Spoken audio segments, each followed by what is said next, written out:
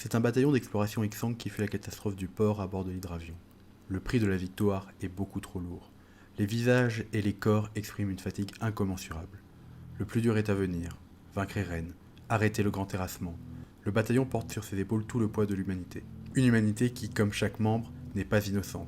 À l'intérieur de la carlingue étouffante, les cœurs se livrent. Chacun porte le fardeau de ses décisions passées. Voilà le prix pour sauver l'humanité.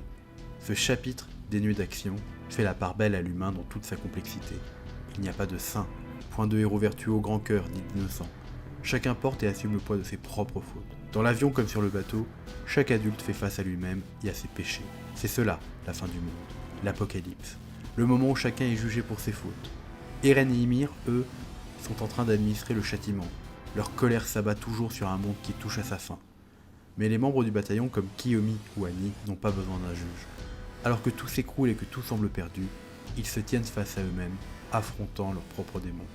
Cette introspection de chacun envers soi-même est au cœur du chapitre. Tous sont pécheurs, tous portent leurs fautes, mais il leur faut les assumer. Ils n'attendront pas un jugement inéquitable de l'extérieur. Chacun embrasse ses propres responsabilités pour les dépasser, et nul ne peut offrir l'authentique pardon. Isayama encore une fois exprime tout son humanisme. Ce n'est ni un dieu, et encore moins un système qui peut accorder le pardon aux pécheurs. Dans ce monde où le seul dieu est un effroyable léviathan artificiel, apportant la mort à une humanité jugée comme pécheresse, le pardon véritable n'existe pas.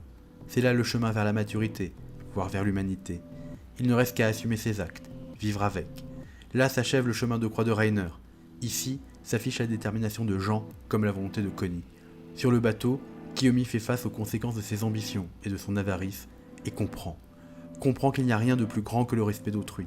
Le respect, ce mot si cher à Emmanuel Kant, qui doit être au centre de tout rapport humain. Annie, elle, s'extrait de sa paresse. Elle ne veut pas se battre. Comme nous l'avons dit, elle ne trouve plus la force, plus de motif. Et pourtant, l'enthousiasme de deux enfants marqués par la guerre lui rappelle ce qui compte, ce pourquoi on mérite de se battre. Ce qu'elle ne sait pas, c'est que la bataille qui s'annonce est inévitable. Dans cette dimension mystérieuse qu'est le chemin, Eren s'adresse à ses compagnons. Il annonce le fracas des libertés, la confrontation des volontés. Ils lui sont trop chers pour qu'il ne leur ôte leur liberté. Soit, l'inéluctable approche, la liberté de détruire le monde, celle de le sauver. Il n'y a pas d'alternative. Il faudra combattre.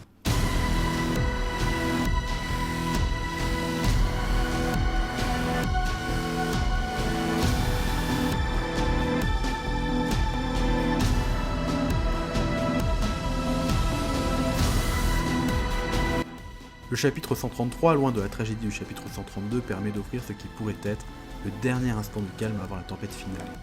Un instant de flottement où s'affirme la volonté de chacun, où tous expriment leurs remords mais aussi leurs choix. Le passage de l'avion est en cela très riche. Si on comprend que le sacrifice d'Anfi n'a permis que de faire décoller un avion à la moitié de ses capacités, il a surtout entériné la volonté et le choix de chaque membre du bataillon. Le passage avec Onion Copon dans le cockpit n'est pas anodin. Il supplie Armin d'arrêter le grand terrassement, par tous les moyens.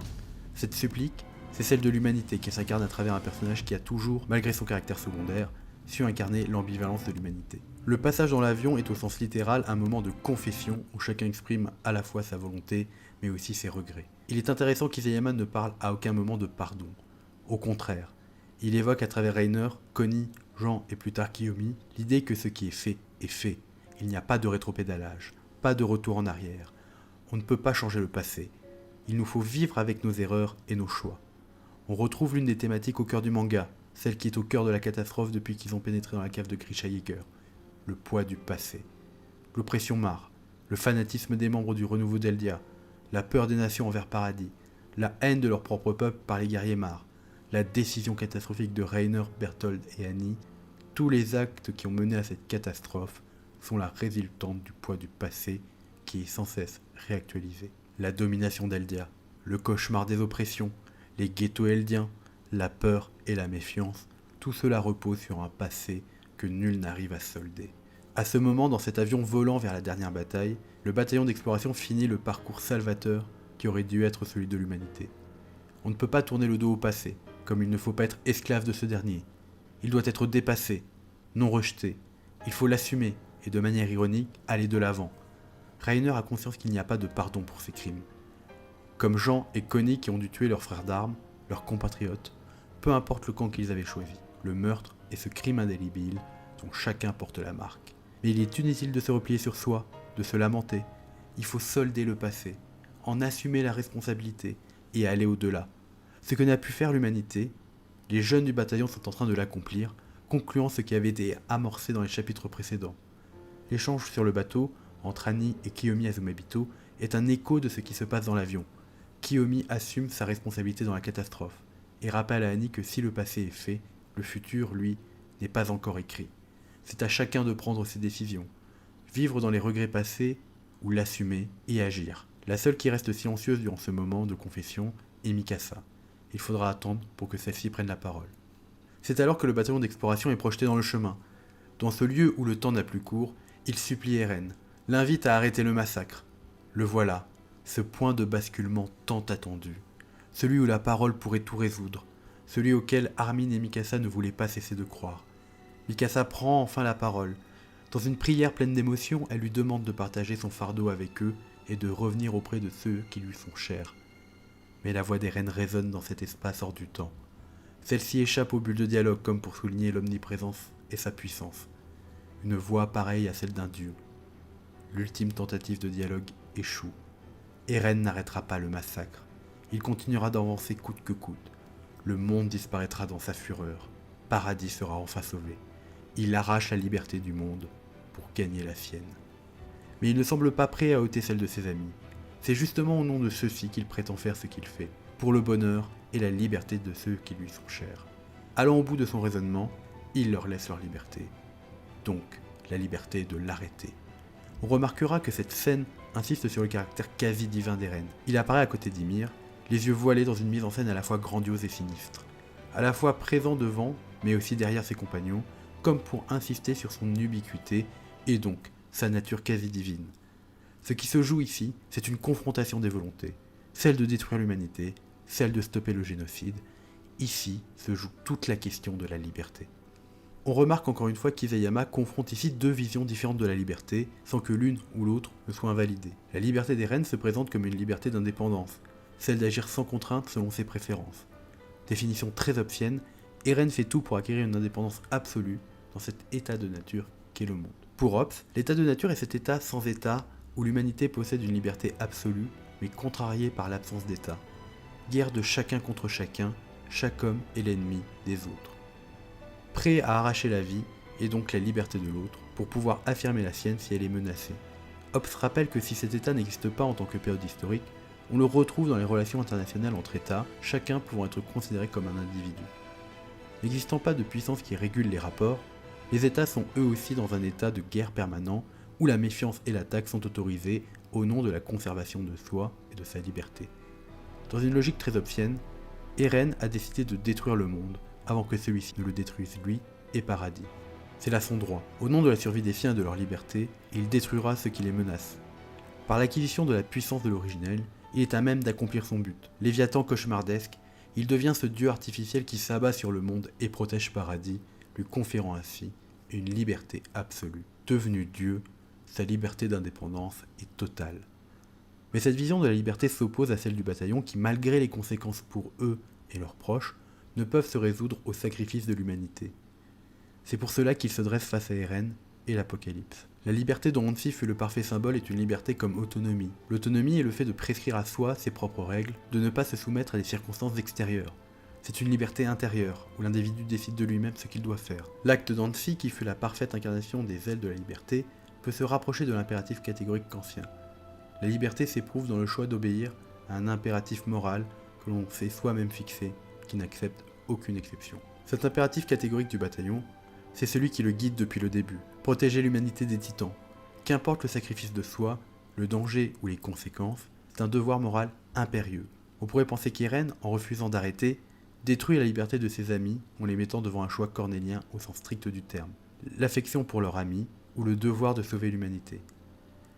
Mais c'est d'un certain point de vue dans cette réduction des possibilités que s'exprime une autre forme de liberté, celle de déterminer ce qu'ils veulent. On plongea dans une autre approche de la liberté, celle qu'embrasse la philosophie existentialiste et la philosophie de Jean-Paul Sartre. Pour reprendre l'une de ses expressions, Eren n'arrache pas la liberté à ses camarades. Il les condamne d'une certaine manière à être libres. Car dans ce choix impossible à faire, ils doivent chacun déterminer par eux-mêmes ce qu'ils souhaitent. On pourrait d'ailleurs presque parler de chapitre existentialiste, tant la thématique traverse chaque passage. Il n'y a pas d'excuses. Chaque membre du bataillon a décidé d'assumer son passé et ses actes. Il y a maintenant un choix à faire. Sartre disait dans une formulation un peu provocante « Jamais nous n'avons été plus libres que sous l'occupation allemande ». Ce que l'on pourrait tourner ici en « Jamais nous n'avons été plus libres que pendant le grand terrassement ».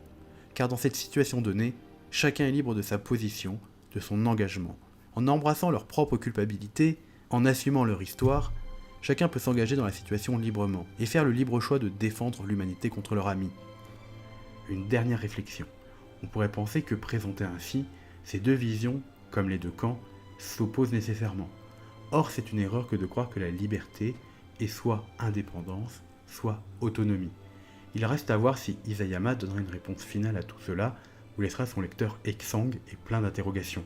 Enfin, on peut aussi s'interroger sur la liberté d'Eren. Est-il finalement si libre que ça?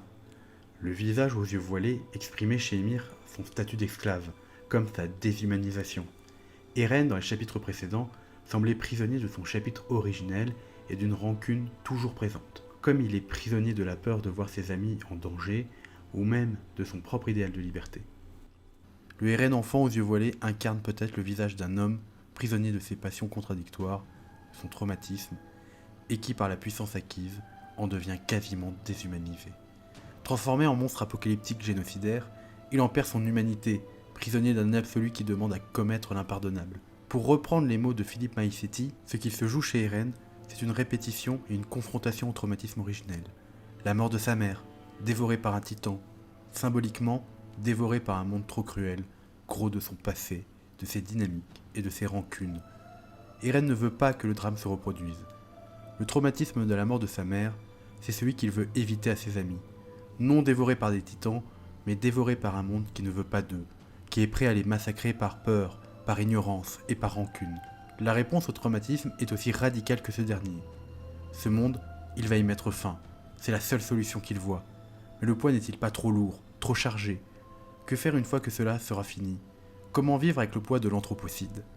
Peut-être est-ce cela que Reiner a entreaperçu. Contrairement à ses compagnons, Eren n'arrive pas à dépasser le poids du passé. Ce temps, c'est celui du titan assaillant, à la fois dilaté et contracté. Présent, passé et futur se bousculent, l'enfermant dans une boucle sans fin. Le passé, gros du traumatisme du deuil, la mort de sa mère, celle de son père. Et de l'autre, une vision du futur qui le hante, qu'il cherche à accomplir, posant une question, si ce qu'il a vu doit arriver, peut-on encore parler de liberté? Nous pouvons profiter de ce moment dans le chemin pour attirer votre attention sur un point d'étymologie et de linguistique particulièrement intéressant. Attention, car ce point est possiblement une surinterprétation, mais nous pensons que cela mérite amplement d'être mentionné. Toute cette réflexion s'appuie sur l'analyse Deep Story Teacher sur un mot typique de la langue allemande, Stamm. Stamm peut se traduire par tronc. Le tronc, s'il renvoie à l'arbre, peut aussi être la partie anatomique que l'on désigne sous le nom de tronc cérébral. Ce terme de tronc cérébral est relativement partagé dans différentes langues, mais pas en japonais, par contre, où le terme utilisé est nukan, autrement dit un instrument de musique semblable à une flûte traditionnelle du théâtre No, et qui est en bois et qui pourrait, peut-être, faire un lien avec la tragédie. En anglais, nous avons le mot Brainstem, qui est dérivé de l'allemand Hirnstamm, littéralement la tige de cerveau pour l'anglais, ou le tronc du cerveau pour l'allemand. Cette idée de tronc cérébral est de nombreuses fois présente dans le manga. En premier lieu, c'est la partie dans laquelle réside l'humain transformé en titan. Cela renvoie aussi au fameux liquide cérébrospinal, mais le tronc cérébral évoque aussi bien sûr le mystérieux parasite qui en possède la forme, ainsi que ce qui jaillit de la tête décapitée d'Eren. Enfin, cela renvoie aussi, en termes factuels, à cet arbre antédéluvien dont lequel Ymir tombe lors de sa fuite, tronc dans lequel se cachait le parasite. Mais Stamm, en allemand, a la particularité d'être utilisé à de multiples occasions. Outre le tronc cérébral, il est employé pour d'autres usages métaphoriques en rapport avec les arbres. Ainsi, on a Volksstamm, qui désigne l'étymologie dans le sens la racine du mot. Il y a aussi Volksstamm, qu'on peut traduire en tribu, mais qui désigne à l'origine le lien généalogique unissant un groupe, voire un peuple. Le terme fut notamment employé au XIXe siècle par les mouvements pangermanistes, c'est-à-dire voulant faire l'unité allemande d'un peuple, présenté comme une nation avec une culture et un sang commun, mais divisé sur de multiples territoires. Il faut ajouter que c'est le premier emploi de ce terme en allemand, à l'époque où on parlait de mouvement völkisch. Évidemment, L'idée de lien, l'idée d'un lien profond qui unit un peuple et qui utilise une métaphore liée aux arbres, nous renvoie directement à la représentation de l'Axe, qui est un arbre de lumière qui fait le lien avec tous les membres du peuple d'Ymir. Cette même Ymir, le premier ancêtre qui pénétra dans un arbre et qui attend devant celui-ci. C'est d'ailleurs devant cet axe qu'apparaissent dans ce chapitre Eren et Ymir. Enfin, il se trouve que Stam, s'il désigne un tronc, peut aussi désigner une souche, réminiscence d'un emploi plus ancien pour désigner au pied de la souche ses racines. Ce même mot racine renvoie en latin à l'idée de radicalité, radix en latin. Quelqu'un de radical est quelqu'un sans concession ni compromis, car il cherche à revenir à la racine de l'idée qu'il défend, à ce qu'il en fait le cœur. Exactement ce que fait Eren et ce qu'il énonce également dans ce chapitre. À la sortie du chemin, le bataillon semble épuisé par cette expérience. Leur volonté est éprouvée une nouvelle fois. La discussion a échoué. Eren ira jusqu'au bout. Il ne peut faire autrement. D'où cette supplique que Reiner pense avoir compris dans ses échanges avec Eren. Prisonnier de sa vision et de la mission qu'il s'est attribuée, il n'y a qu'un moyen de le libérer de ce fardeau. Veut-il véritablement mourir ? Peut-être. La vérité n'existe pas en ce monde. Cela serait l'ultime paradoxe. Car qu'est-ce que la mort, si ce n'est la privation absolue de notre liberté ? Nous passerons ensuite au passage du bateau que nous n'allons pas développer car déjà abordé plus haut. Et par la même occasion, je ne développerai pas le passage sur le Titan Hélique qui a déjà été trop largement commenté.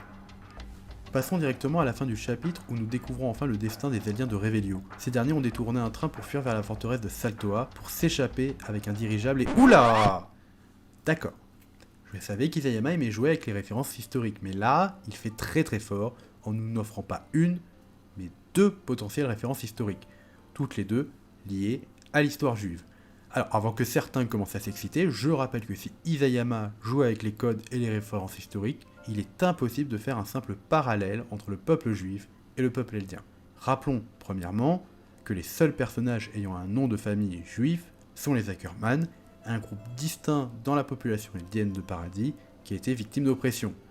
Deuxièmement, je rappelle que faire ce lien, ce serait potentiellement justifier le fait d'une oppression d'un peuple, en le liant à un autre peuple qui a lui-même subi une oppression, et pour lequel on attribuait des fautes fictives. Voilà. Mais cela n'empêcha absolument pas Isayama d'utiliser des références sans pourtant tisser une comparaison totale. Le premier élément est, comme beaucoup l'ont sans doute remarqué, le train utilisé par les Eldiens dans lequel ils se sont entassés pour fuir. Ces trains, des trains bestiaux, rappellent de manière très ironique ces mêmes trains utilisés par le régime nazi pour mettre en place la solution finale. Mais, dans un mouvement d'inversement, dans le monde inversé de l'attaque des Titans, ces trains ne mènent pas au cauchemardesque camp d'élimination, mais à un salut espéré dans une tentative d'être, au contraire, sauvé du génocide en cours. La forteresse de Saltoa, quant à elle, rappelle très fortement la forteresse de Masada, un lieu érigé comme l'un des grands symboles de l'histoire juive. La forteresse de Masada est une place forte construite en Judée par les rois hasmonéens au IIe siècle avant Jésus-Christ et consolidée par Hérode au 1er siècle avant Jésus-Christ. Celle-ci, réputée imprenable, fut érigée sur une mesa aux falaises abruptes et dotée de chemins d'accès tortueux.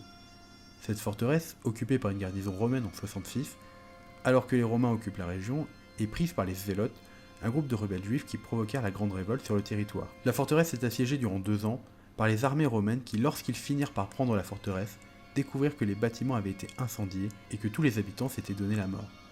Si la dernière partie est largement remise en cause dans son déroulement par les historiens, Masada est entrée dans la mythologie historique comme récit de résistance à l'oppression. La forteresse de Saltoa, assimilable à Masada, fait alors particulièrement sens. En effet, elle renvoie à cette opposition entre un peuple opprimé qui se révolte contre son oppresseur. Il faut savoir aussi, et peut-être que cela est un simple hasard, que le terme zélote renvoie à l'idée de fanatisme et d'extrémisme. Historiquement, les zélotes qui prirent Masada étaient connus pour leur radicalité, n'hésitant pas à s'en prendre aux autres judéens trop timorés pour prendre les armes. Ce qui, encore une fois, peut nous renvoyer à la révolte d'Eren et à la radicalité de son action. Enfin, encore plus intéressant, mais aussi, encore une fois, il peut y avoir une surinterprétation de notre part, la révolte est appelée, chez les historiens français, la deuxième révolte des Maccabées. Je vous passe les débats historiographiques pour venir à l'essentiel. Les Maccabées désignent les membres d'une famille juive qui se soulevèrent au IIe siècle contre l'occupation de l'Empire séleucide. Encore une fois, on a ici une référence à un soulèvement d'une population opprimée contre un oppresseur, tout en ayant au passage comme thématique une guerre de décolonisation ainsi que l'opposition entre séparatisme et assimilation. Le terme maccabée possède une étymologie discutée, mais deux sens peuvent nous intéresser. Le premier, Makaba, signifie marteau. Si on assimile la scène à la prise de Masada par la deuxième révolte des Maccabées, cela fait incroyablement sens, car le marteau renverra à la fois aux colossaux qui s'abattent comme un marteau divin ou le marteau du juge sur la forteresse, mais surtout peut renvoyer au fait qu'Eren est le possesseur du titan marteau d'armes, et que les filins qui constituent son corps cauchemardesque en sont peut-être une manifestation. Il faut aussi savoir que de nombreux clubs sportifs israéliens reprennent le terme de Makaba, qui prend le sens de mouvement, renvoyant cette fois-ci au titan assaillant à la phrase d'Eren « Je continuerai toujours d'avancer ». Sachant la fin des occupants de Masada et le potentiel désir d'Eren d'en finir, de là à dire que tout risque de se terminer ici de manière tragique, il n'y a qu'un pas, mais cela ne reste qu'une supposition. En glissant ainsi ces deux références marquantes de l'histoire juive, Isayama entérine encore une fois le changement de paradigme amorcé dans cette deuxième partie du manga. Le terme paradigme renvoie à l'idée de modèle, de cadre de référence. Comme nous l'avions vu dans le chapitre 123 où se rejouait la bataille de Trost, ou avec la carte, Isayama joue sur les inversions. Inversion de l'histoire, inversion du récit et inversion des valeurs. Le héros se met en antagoniste et en bourreau, prenant à rebours le traditionnel parcours du héros. Le génocide est contrecarré par un autre génocide. Les trains n'amènent plus un peuple vers son extermination, mais au contraire, servent à y échapper. L'ennemi devient allié, et alors que la flotte de Mars se jette à l'assaut des Colossaux dans une manœuvre désespérée, sous le regard médusé des Eldiens de Revelio, nous approchons du dénouement final de cette triste tragédie.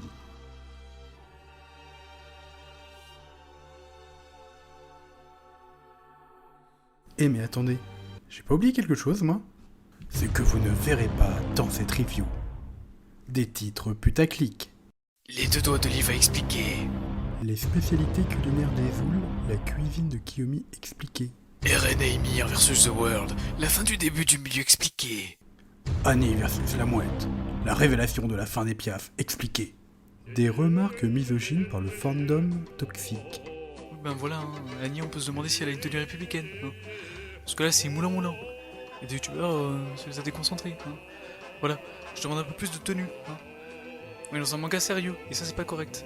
Ça déconcentre, c'est impudique, hein, voilà. Et ça, c'est écrit dans mon livre. Hein. Voilà. Comme ça, c'est pas moi qui le dis.